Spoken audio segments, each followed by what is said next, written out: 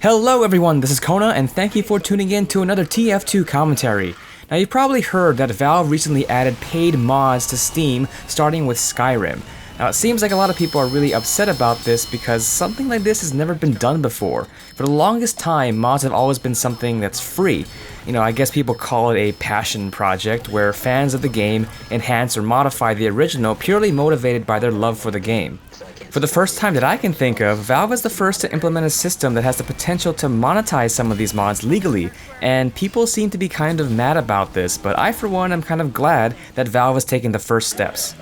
Now I want to start off with the basics. Valve is allowing people to charge money for mods of Skyrim, and later this feature will be expanded to other games, so I guess Skyrim is the guinea pig in this situation, not TF2. Now you have 24 hours to try the mod and get a refund if you're not completely satisfied with it, unlike buying full games on Steam, so that's kinda nice.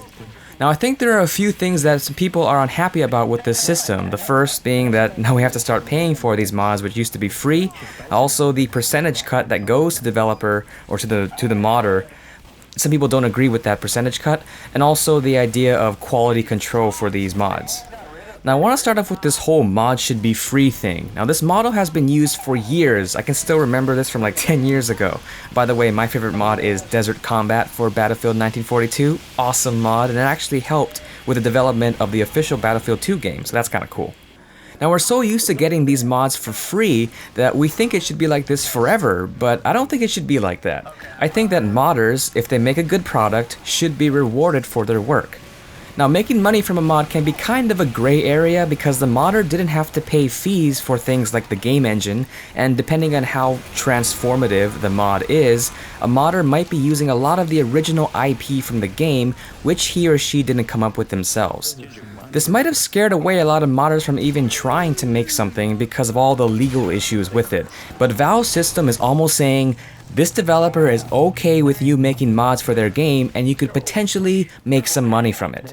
Now, there will be some sort of rules on how far these mods can go. For example, they probably won't allow nude mods or anything, or mods with copyrighted content unless you have permission. And I think, that's fine to have these certain limitations, but at least officially allowing games to have mods might encourage people to create them, and who knows, the game could become so popular that it becomes a standalone game. There are many examples of this happening, including TF2, Dota 2, Counter-Strike, Gary's mod, DayZ, and so on. They all started out as mods. Also, modders can continue to create mods for free. No one is saying that you have to charge for them. You can still release them for free if you want to. The second thing people seem to be mad about is the revenue cut for the creator of these mods. Now 25% of the money made by the mod is given to the creator and the rest goes to Valve.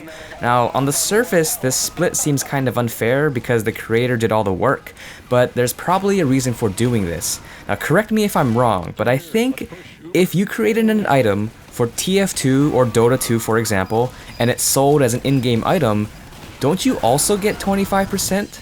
This whole 25% thing is nothing new. It's been around for a long time, yet we only hear people complaining about it when it's applied to mods in Skyrim. Now in the case of Valve games, Valve takes the remaining 75% because they're both the developer and the publisher. But in the case of Skyrim, I don't think it says anywhere that Valve is keeping all that 75%. They're most likely giving some of that money to the developer as compensation for making the original game, and this, I think, seems fair. There might have been a number like 45% floating around that actually goes to the developer, but I can only find that number from forum responses and stuff, so I can't find it like on an official Valve site, so who knows how much their cut is, but at least the developer is getting something.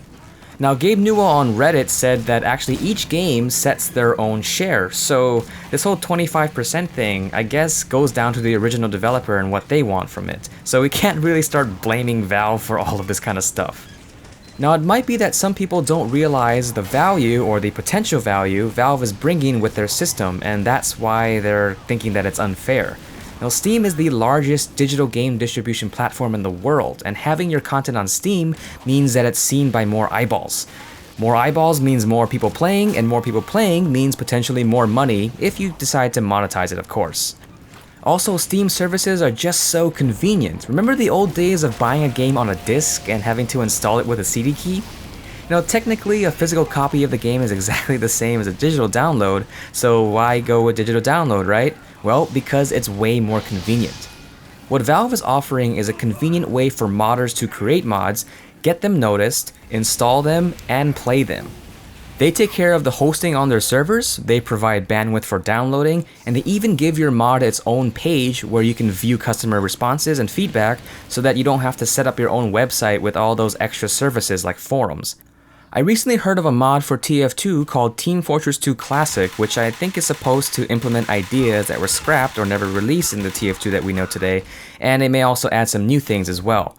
Now I tried playing the mod and it's definitely in its early stages of development, hence the really laggy gameplay, but what I didn't like about it was that it was a real pain of finding it and installing it. For the first time I can think of, Valve is offering a way for people to find all the best mods in one place and install them with a single click. It's so easy. This kind of convenience I think is worth paying for. There's also an issue with the quality of these mods and its compatibility with other mods so that things don't break. There could be potential collaboration between Valve, the game developers, and the modders to make sure that they know which files can be modified and in what way so that mods are compatible with each other. Valve already thought about this kind of thing with SteamPipe. Now SteamPipe is essentially Steam's content distribution system that makes downloading and installing games a lot smoother and faster. If you open up your TF folder where TF2 is installed, you'll see a bunch of these VPK files. These are the official game files as the game was intended by the original developer, and they're packed up in such a way that you can't really easily modify it. You can also see a bunch of these other folders in there, in particular the custom folder and the downloads folder where, quote, mods of the game can be installed, things like custom maps and HUDs. Perhaps a system like this will encourage the developer to make their game a little more organized and more moddable, with kind of like SteamPipe and the VPK files, so that mods are less likely to break things and conflict with each other. There are other things that I won't get into that much, like people uploading content that's not theirs, but hopefully that can be fixed with something like the DMCA takedown notice. Again, this is another service that Valve is offering, which is why, Valve taking some of the money I think is okay, because hopefully they'll respond to those kinds of things. I know that the customer service is not the best, but at least they have an option for that. You can also argue that, these paid mods might split up the community, like with paid DLC, but I think that's a whole nother topic altogether. So those are some of my thoughts on mods in Steam. Now remember, something like this has never been done before, so of course there will be some obstacles to overcome, and it's not going to be perfect on the first try.